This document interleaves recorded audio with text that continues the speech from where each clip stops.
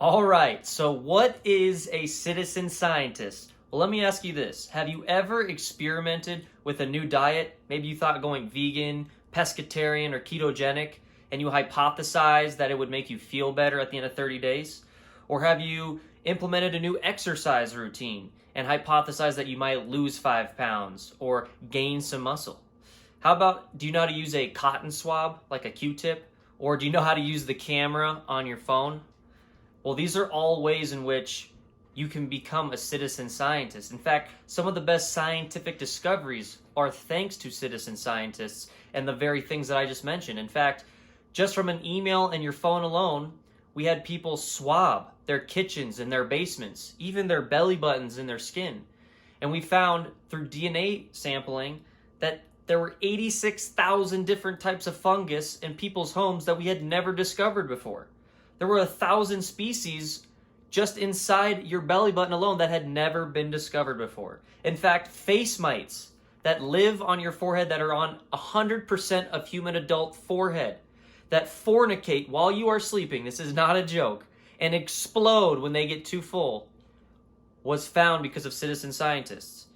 And people took photos of crickets in their basement, and it was discovered that the Japanese camel cricket, what we thought was very rare in America, actually is now estimated to be in the tens of millions in America, all because of citizen scientists. And so that is the power of what citizen scientists can become. It is that person who decides to be a curious, self-empowered, motivated individual to become their own expert.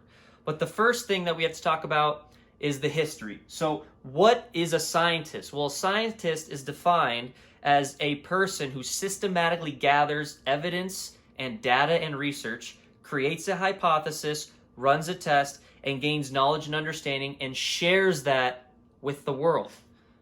Based on that definition, anybody can be a scientist. Well, the history is in the early 19th century, becoming a full-time scientist and making that into a career began, because that's when money was now being funded from the government and universities and schools.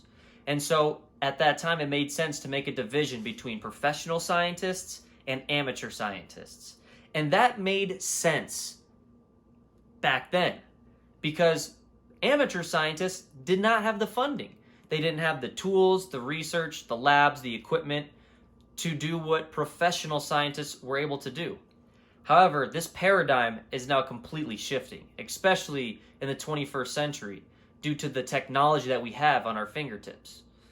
And what you have to know is that in 1990, this is when citizen scientist was first coined. Because as we started as a human species gaining more knowledge and going into the depths of different things like biology and the ecology of the world, as we studied our oceans, our planet, the universe, our brains and our bodies, small groups of professional scientists were no longer enough.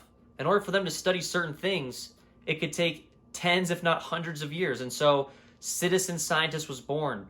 They decided to collaborate with citizens that they could use their time and their energy to collect data so that we could grow together as a species.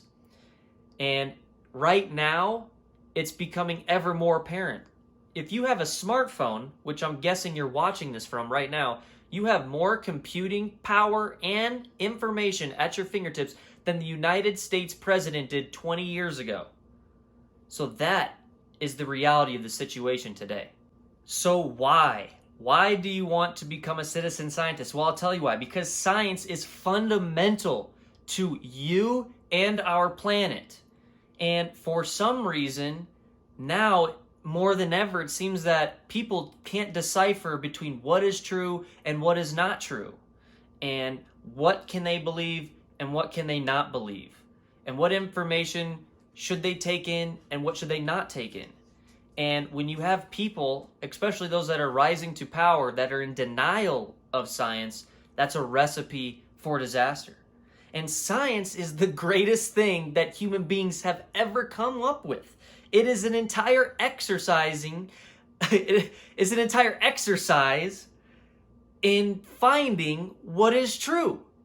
You have a hypothesis. You run a test. You get a result. You share that. Another person comes along and says, I don't believe it, and they double check it.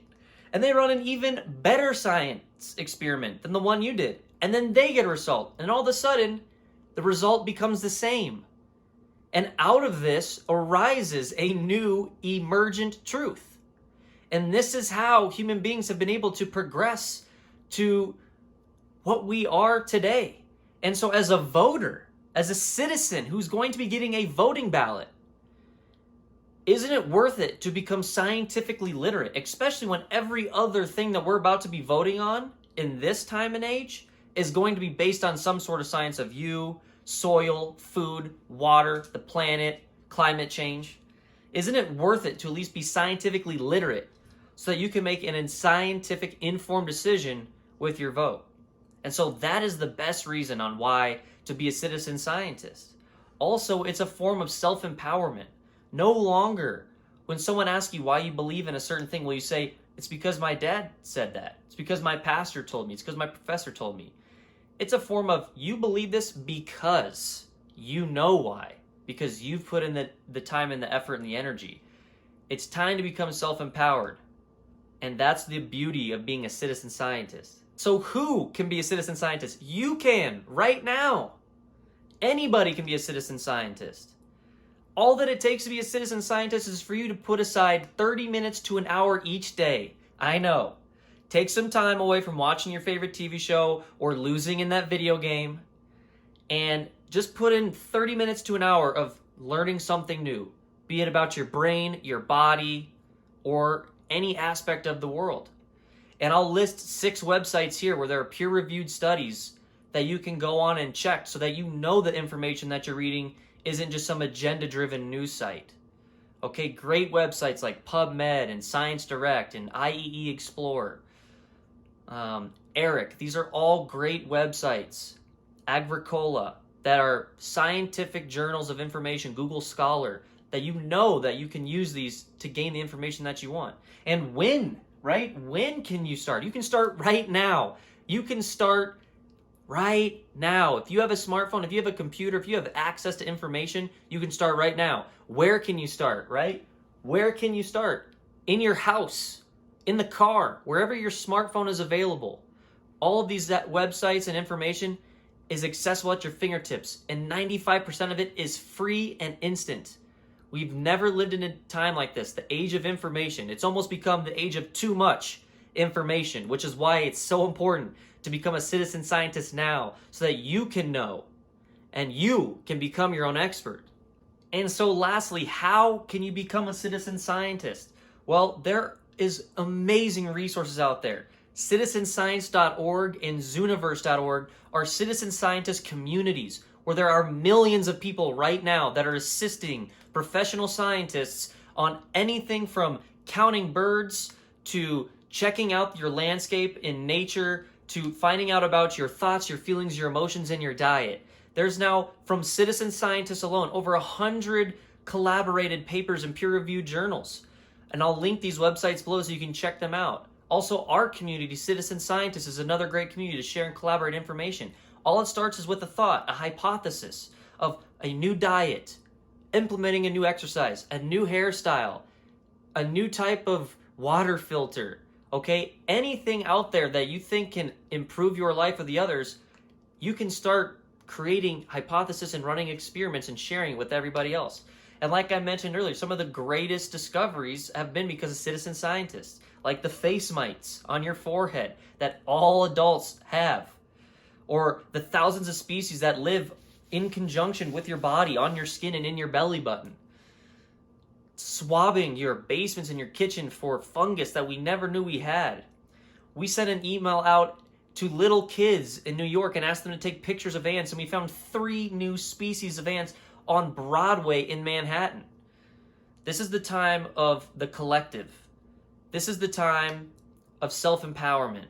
Becoming a citizen scientist challenges you because you have to now observe your world and yourself with intention and record and share that information. It unifies us all. If you live in Colorado, it doesn't matter what nationality, what gender, what age you are. You all care about the quality of your water, the quality of the air that you breathe, and how people treat and love each other in that community.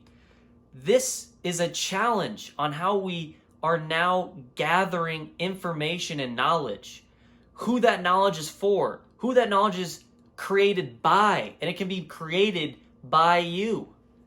And the best part is it's mostly outdoors. It's a social activity based on self-empowerment. And data collected by you might seem small, but when it's added to a collective pile of information, it becomes powerful. Powerful enough to even change the world. And it's like Albert Einstein said, science is a wonderful thing, especially if one doesn't have to use it to make one's living. And so I hope that helped you guys. I hope it inspired you to become your own citizen scientist, your own expert.